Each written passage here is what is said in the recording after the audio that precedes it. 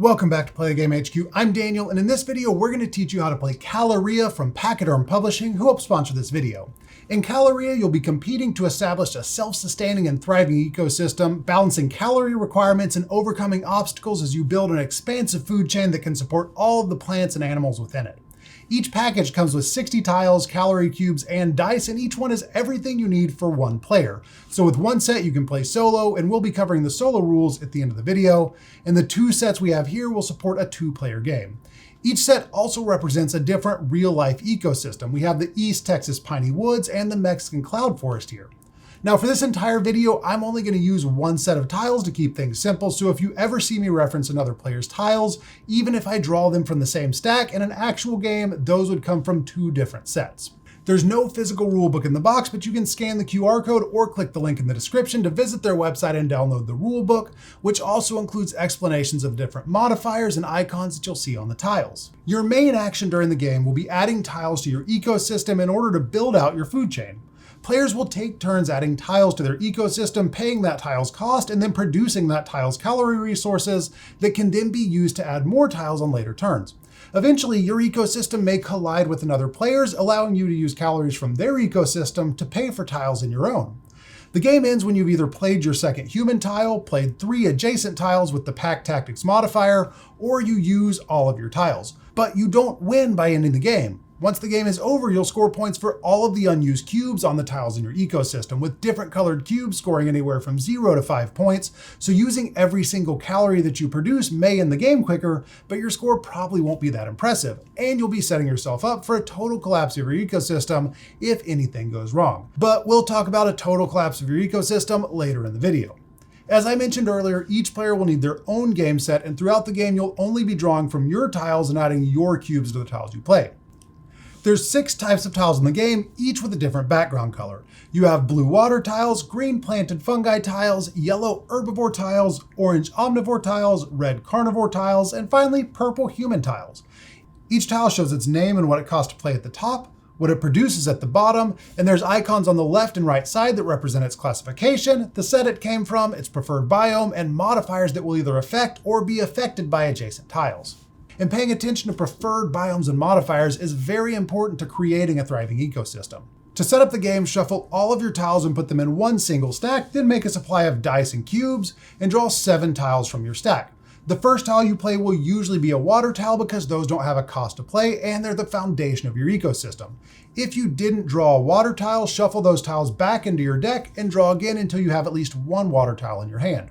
The player who most recently went camping or hiking goes first, or if you all hate the outdoors, you can just roll a dice and whoever rolls highest goes first.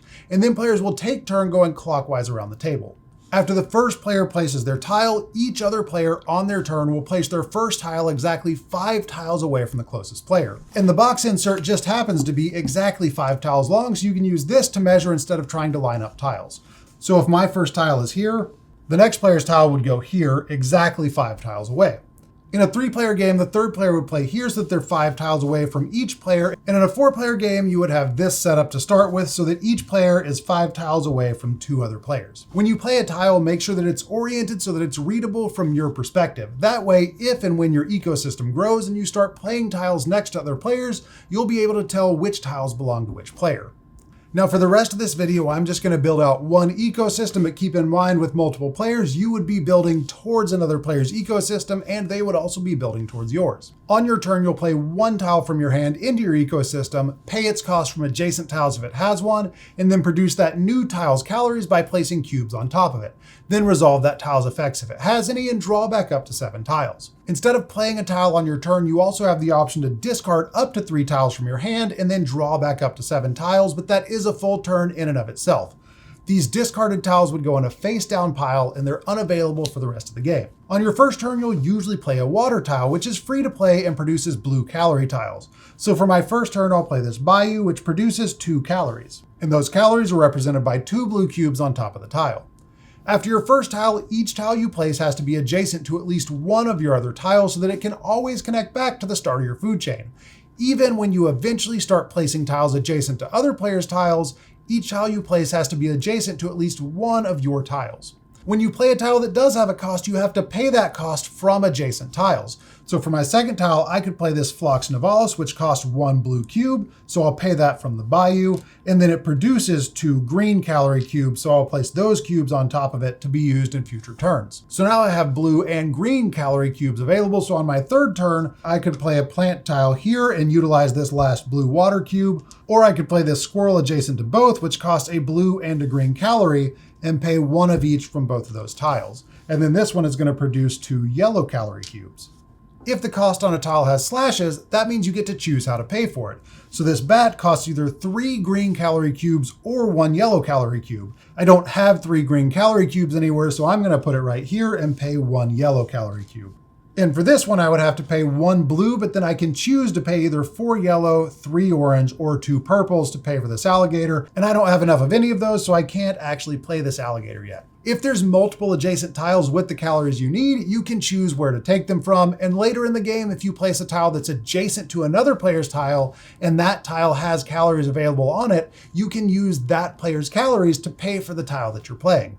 So that's the basic structure of your turn. You're going to pick a tile from your hand, play it adjacent to at least one of your existing tiles, pay the cost, and produce the calories it yields. Then draw back up to 7 tiles, and it's the next player's turn. Now let's talk about modifiers and the rest of the icons that you see on these tiles. On the right side of each tile, you have the set that it's a part of, its classification, and its preferred biome. And on the left side, you'll find the modifiers for that tile. If the modifier is a circle, that means that it affects that specific tile, and if it's a square, then it affects tiles that it's adjacent to. So these modifiers only affect this tile, and this modifier affects any adjacent tiles to this tile. The rulebook has a list and explanation of all of the modifiers, biomes, and classifications, and we're not going to go through all of them in this video, but we will go through a few to make sure you understand how they work. Modifiers and preferred biomes are especially helpful and important to pay attention to because they change what those tiles produce, sometimes increasing and sometimes decreasing their yield. So if you're strategic, they can have a very positive impact on your ecosystem, but if you're not paying attention, they can start to hurt you.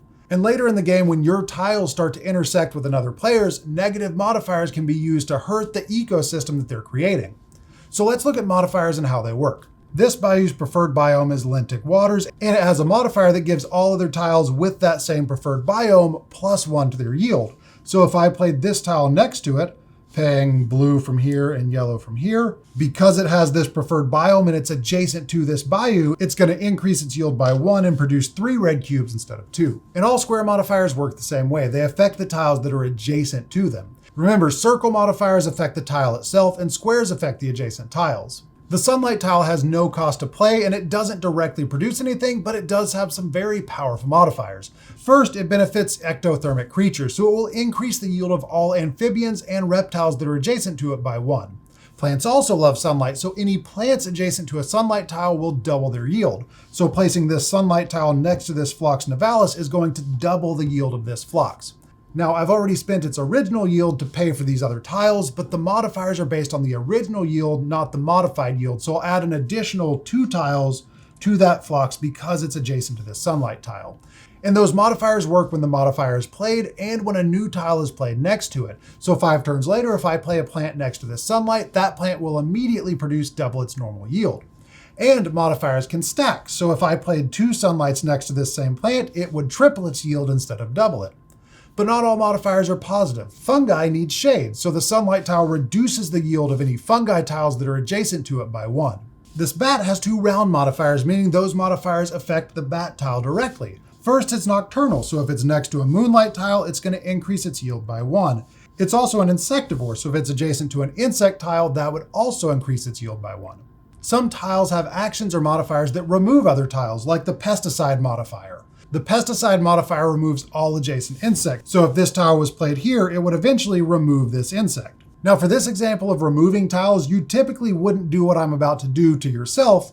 You would play these negative tiles on other players to hurt their ecosystem, but for the sake of example, I'm going to do some intentionally negative things to my own ecosystem. So whenever you play a tile that removes another tile from the board, that tile is always removed at the end of the next turn of the person who played it. In this case, that's going to be my next turn. As a reminder that this tile is going to be removed, I'll put a dice set to 1 on that tile. Now remember, we've been building out a food chain that relies on the things around it to survive. So when you start removing things, it can mess with that whole balance and your ecosystem can start to collapse. Thematically, these aren't one-time transactions. The tiles in your ecosystem are persistently living off of the things around them. This plant is living off of this water, so if this water source went away, that plant would die. In the same way, when I remove this insect tile, it's supporting other tiles around it, and those tiles are going to lose their food source. So when a tile is set to be removed, you'll also use dice to keep track of other tiles that will be removed as a result of that rippling ecosystem collapse. So this tile is supporting this red tile, so that's going to go away at the end of 2 turns. And that red tile is supporting this purple human tile, so that's going to go away at the end of 3 turns. And you'll continue to place dice on all of the tiles that would be affected by that rippling ecosystem collapse. Remember, you always have 1 turn to mitigate the damage before the tile is actually removed. So on my next turn, this tile is going to be removed. But whenever you remove a tile, you do give back the calories it was consuming. So this tile was using 1 green cube from this phlox tile, so I am going to put that cube back on the phlox tile. And now these 2 tiles are each 1 turn closer to going away, so I'm going to tick this one down to 1 and this one down to 2. Now I can resolve this collapse by playing this tile on my next turn. I can pay for its cost from this tile, and now this tile between these 2 has enough calories to survive, and that has mitigated my ecosystem collapse, so I can remove both of these dice from these 2 tiles because they are no longer in danger of going away. And the game will continue until one of the endgame triggers is met. Either you successfully place your second human tile, you play 3 of the same species adjacent to each other that have the Pack Tactics modifier, or you run out of tiles completely. When any of these triggers happen, the game ends immediately and you'll tally your score based on the cubes you still have in your ecosystem. Not spent cubes, only unused cubes that are still in your ecosystem.